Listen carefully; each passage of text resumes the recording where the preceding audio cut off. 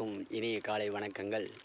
நமது காணொளியை இவ்வளவு நாடுகள் பார்ப்பதிலும் பெருமிதம் கொண்டு, அதுபோல இந்த இந்திய நாட்டிலே இருக்கும் இந்த 98% நம்முடைய காணொளியை பார்க்கிறீர்கள் என்பது அதுவே பெருமிதம் கொண்டு, இந்த ஸ்ரீலங்கா என்ற இலங்கையிலே இந்த இலங்கை எங்களுக்கு அந்த டிட்வா புயலிலே ரொம்ப ஒரு பாதிப்படைந்ததை அந்த செல்ல பிராணிகள்லாம் தவித்து கொண்டிருக்கின்றன.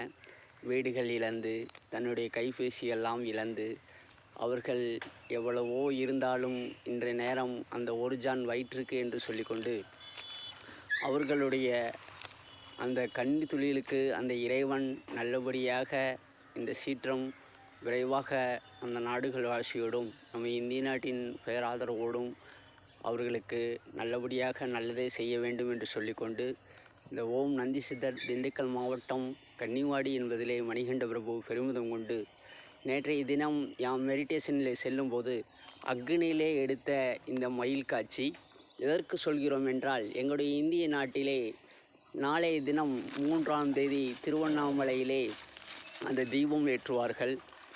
அதற்காக யாம் செல்ல முடியவில்லை.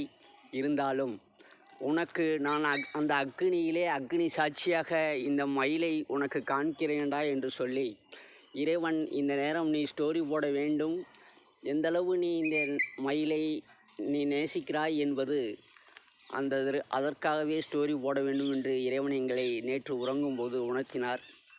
அதுபோலவே இந்த மயில் இலங்கை மக்களுக்காக என்று சொல்லிக்கொண்டு நீ சொல்ல வேண்டும் என்று சொன்னார்.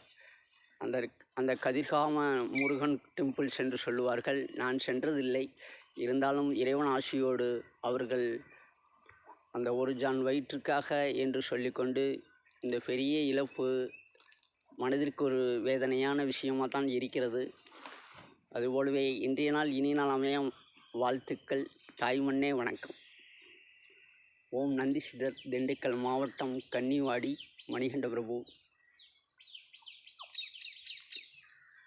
நெகிழ்ச்சியான வணக்கம்.